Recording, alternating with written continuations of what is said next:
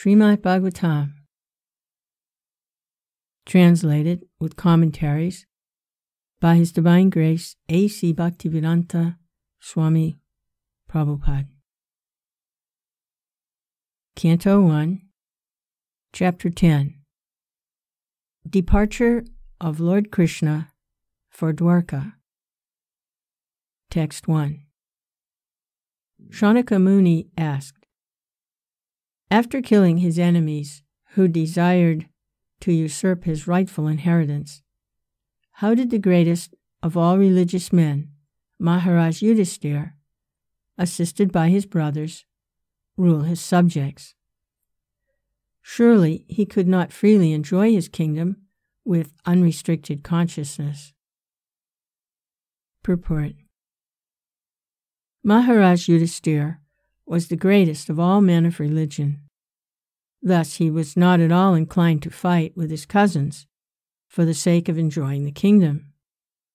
He fought for the right cause because the kingdom of Hastinapur was his rightful inheritance, and his cousins wanted to usurp it for themselves.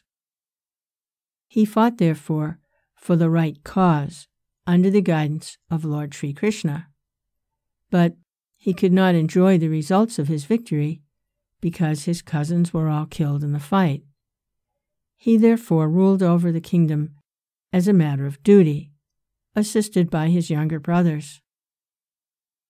The inquiry was important for Shaunaka Rishi, who wanted to know about the after-behavior of Maharaja Yudhisthira when he was at ease to enjoy the kingdom.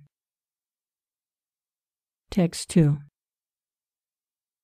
Sutta Goswami said, Lord Sri Krishna, the Supreme Personality of Godhead, who is the maintainer of the world, became pleased after re-establishing Maharaja Yudhisthira in his own kingdom, and after restoring the Kuru dynasty, which had been exhausted by the bamboo fire of anger. Purport. This world is compared with a fire in the forest, caused by the cohesion of bamboo bushes. Such a forest fire takes place automatically, for bamboo cohesion occurs without external cause. Similarly, in the material world, the wrath of those who want to lord it over material nature interacts, and the fire of war takes place, exhausting the unwanted population. Such fires or wars take place, and the Lord has nothing to do with them. But because he wants to maintain the creation, he desires the mass of people to follow the right path of self-realization, which enables the living beings to enter into the kingdom of God. The Lord wants the suffering human beings to come back home, back to himself, and cease to suffer the threefold material pangs. The whole plan of creation is made in that way, and one who does not come to his senses suffers in the material world by pangs inflicted by the illusory energy of the Lord. The Lord therefore wants his bona fide representative to rule the world. Lord Sri Krishna descended to establish this sort of regime and to kill the unwanted persons who have nothing to do with his plan. The battle of Kurukshetra was fought according to the plan of the Lord, so that undesirable persons could get out of the world, and a peaceful kingdom under his devotee would be established. The Lord was therefore fully satisfied when King Yudhisthira was on the throne, and the seedling of the dynasty of Kuru, in the person of Maharaj Parikshit, was saved. Text 3. Maharaj Yudhisthira, after being enlightened by what was spoken by Bhishmadev and Lord Sri Krishna, the infallible, engaged himself in matters of perfect knowledge, because all his misgivings were eradicated. Thus he ruled over the earth and seas, and was followed by his younger brothers. Purport. The modern English law of primogeniture, or the law of inheritance by the firstborn, was also prevalent in those days when Maharaja Yudhisthira ruled the earth and seas. In those days, the king of Hastinapur, now part of New Delhi, was the emperor of the world, including the seas, up to the time of Maharaj Parikshit, the grandson of Maharaja Yudhisthira. His younger brothers were acting as his ministers and commanders of state, and there was full cooperation between the perfectly religious brothers of the king. Maharaj Yudhisthira was the ideal king, or representative of Lord Sri Krishna, to rule over the kingdom of earth, and was comparable to King Indra, the representative ruler of the heavenly planet.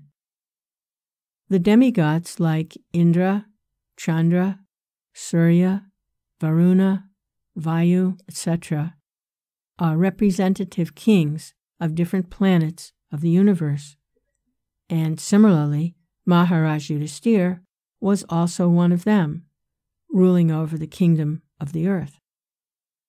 Maharaj Yudhisthira was not a typically unenlightened political leader of modern democracy.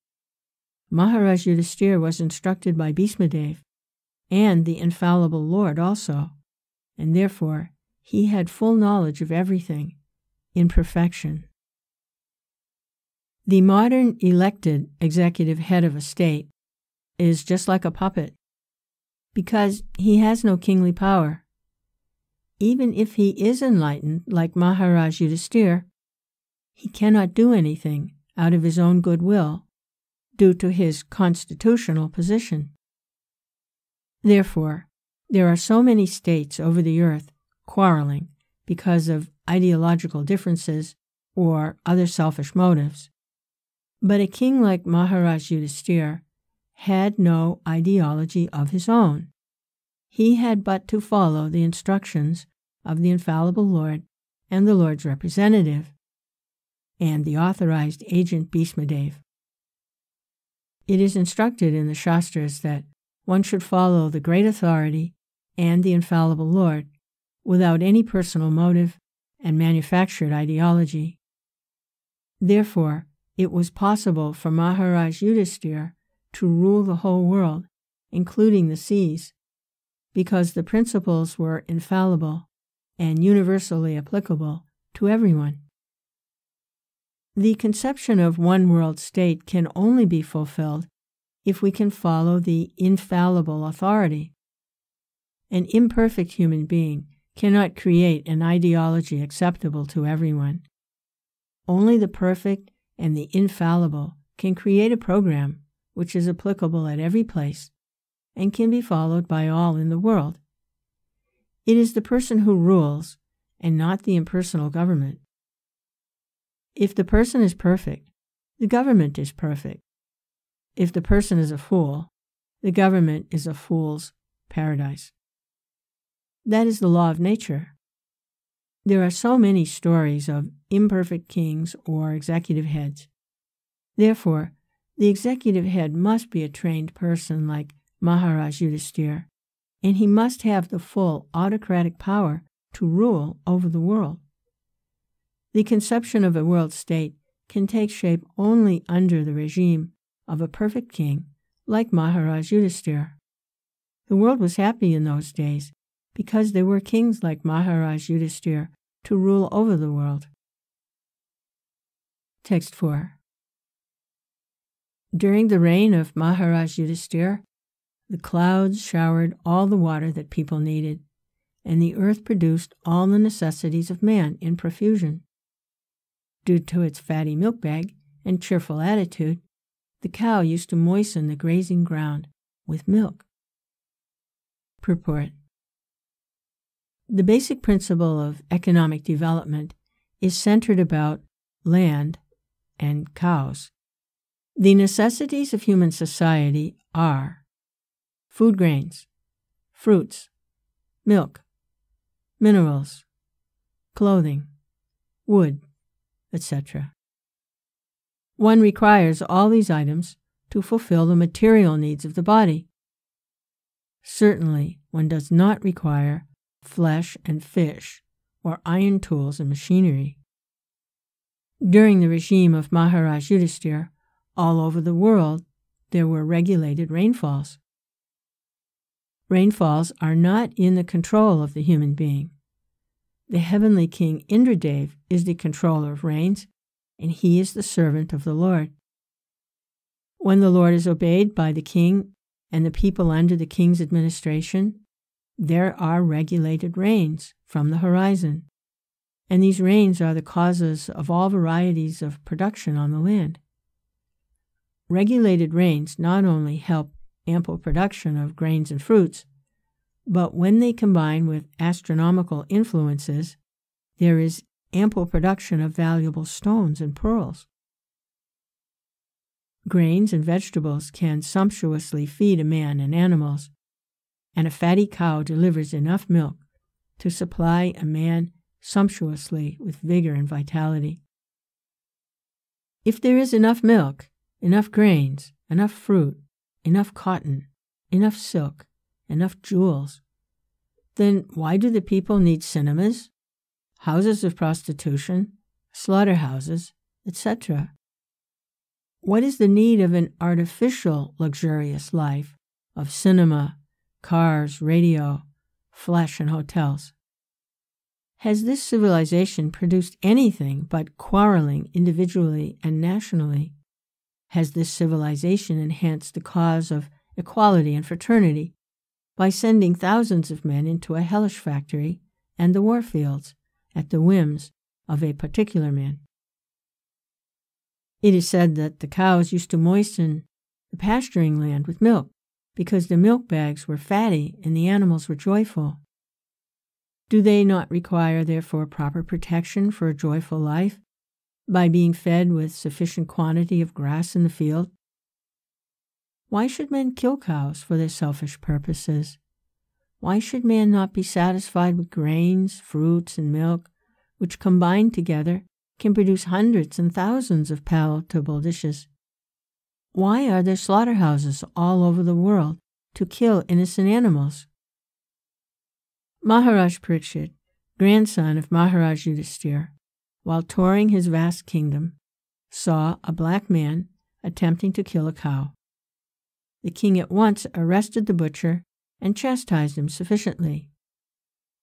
Should not a king or an executive head protect the lives of the poor animals who are unable to defend themselves? Is this humanity? Are not the animals of a country citizens also? Then why are they allowed to be butchered in organized slaughterhouses? Are these signs of equality and fraternity or nonviolence? Therefore, in contrast with the modern advanced civilized form of government, an autocracy like Maharaja Yudhisthira's is by far superior to so-called democracy, in which animals are killed, and a man less than an animal is allowed to cast votes for another less than animal man. We are all creatures of material nature. In the Bhagavad Gita it is said that the Lord himself is the seed-giving Father, and material nature is the mother of all living beings in all shapes. Thus, Mother Material Nature has enough foodstuff, both for animals and men, by the grace of the Father. Almighty Sri Krishna. The human being is the elder brother of all living beings. He is endowed with intelligence more powerful than animals for realizing the course of nature and the indications of the Almighty Father. Human civilizations should depend on the production of material nature without artificially attempting economic development to turn the world into a chaos of artificial greed and power only for the purpose of artificial luxuries and sense gratification. This is but the life of dogs and hogs.